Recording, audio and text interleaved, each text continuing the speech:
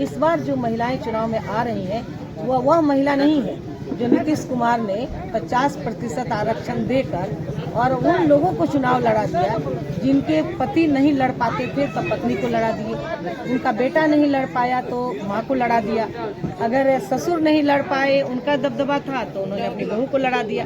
आज में वह नेतृत्व करने वाली महिलाएं आ रही हैं और इसलिए आप ये देखिए कि सिर्फ चुनाव नहीं लड़ाया जा रहा है, महिलाओं को नेतृत्व का प्रशिक्षण दे दिया जा रहा है। ये काम का जब जज्बा आता है मन में और जब अपने बच्चों को सामने ला के कोई खड़ा कर देता है और बच्चों की बदहाली और अपने देश की बदहाली, राज्य की बदहाली जब समझ में आ जाती है तो उस समय में ऊर्जा स्वतः अपने अंदर से आने लगती है। अभी तक हम जैसे लोग इसलिए शिथिल पड़े हुए थे क्योंकि हमें कहीं भी उम्मीद की किरण नज़र नहीं आ रही थी। चाहे जो भी पार्टी की सरकार बनती थी, जो भी पार्टी के लोग आते थे, किसी पर भी हम कोई उम्मीद नहीं लगा पाते थे।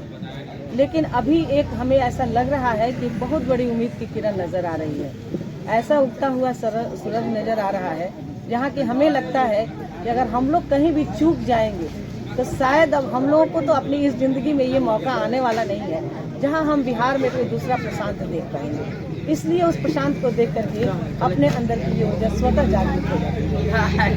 आने वाले दिनों में सारण में विशेष करके क्या कयास लगाया जाए कि महिलाओं का भागीदारी कितना रहेगा सारण में? देखिए, आपने सुना होगा प्रशांत किशोर का कि जिसकी जितनी जनसंख्या है उसकी उतनी भागीदारी दी जाएगी। तो जितने हमारे लोकसभा है, प्रति लोकसभा से एक महिला उम्मीदवार को चुनाव लड़ने का मौका दिया जाएगा। तो आप ये स्वतः देख लीजिए कि आपके इस सारण में कितनी लोकसभा है, तो जितनी लोकसभा है उतनी हमारी महिला उम्मीदवार होंगी, ये स्पष्ट तय है। यानी पूरे बिहार में 40 हमारी महिला चुनाव लड़ेंगी और प्रशांत किशोर का ही नहीं बल्कि सभी जनसुराजी लोगों का, और हम जहां मैं घूम रही हूँ, जिन लोगों से बात कर रही हूँ, उन तमाम लोगों की ये बातें सुनने में मिल रहा है कि इस बार जो महिलाएं चुनाव में आ रही हैं वह महिला नहीं है जो नीतीश कुमार ने 50% आरक्षण देकर और उन लोगों को चुनाव लड़ा दिया जिनके पति नहीं लड़ पाते थे तो पत्नी को लड़ा दिए, उनका बेटा नहीं लड़ पाया तो माँ को लड़ा दिया, अगर ससुर नहीं लड़ पाए उनका दबदबा था तो उन्होंने अपनी बहू को लड़ा दिया। तो इस तरह की महिलाएं नहीं आ रही हैं। इस बार जो महिलाएं आ रही हैं जनसुराज में वह नेतृत्व करने वाली महिलाएं आ रही हैं और इसलिए आप ये देखिए कि सिर्फ चुनाव नहीं लड़ाया जा रहा है, महिलाओं को नेतृत्व का प्रशिक्षण दे दिया जा रहा है।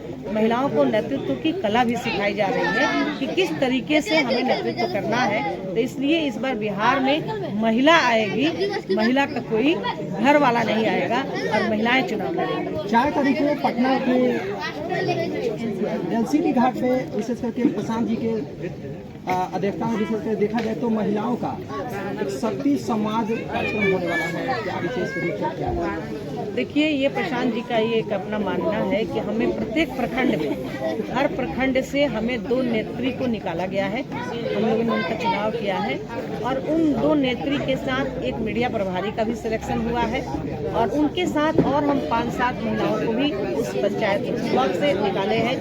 इनका काम होगा कि 4 तारीख को, इसके पहले भी 24 तारीख को एक हुआ था मीटिंग और वहाँ भी करीब हजारों की संख्या में महिलाएं आई और सभी महिलाओं ने बहुत जोरदार तरीके से हुंकार भरा है कि हमें गांव-गांव तक पहुंचना है, जन-जन तक पहुंचना है। तो अभी तक तो कोई पार्टी किसी महिलाओं को सम्मान नहीं देती थी, महिलाओं को लोगों ने यूज किया है, लेकिन प्रशांत किशोर ने महिलाओं का यूज नहीं करने का संकल्प लिया है। उन्होंने महिलाओं को सम्मान के साथ महिलाओं को समाज में नेतृत्व देने के लिए तय किया है और वे महिलाओं को बुला रहे हैं, सम्मान के साथ गाड़ी से बुला रहे हैं। और उस दिन बहुत बड़ी तैयारी है कि हम लोगों ने पूरे बिहार में 250 ब्लॉक का सिलेक्शन किया है और 250 ब्लॉक में, चूँकि हमारे यहाँ एक साथ हम सभी ब्लॉक में काम तो कर नहीं सकते हैं, इसलिए हम लोगों ने 250 ब्लॉक उस दिन जो 4 तारीख होने वाली है वे महिलाएं नेत्री जा रही हैं और उस दिन हम महिलाओं के साथ एक नेतृत्व का भी प्रशिक्षण करेंगे।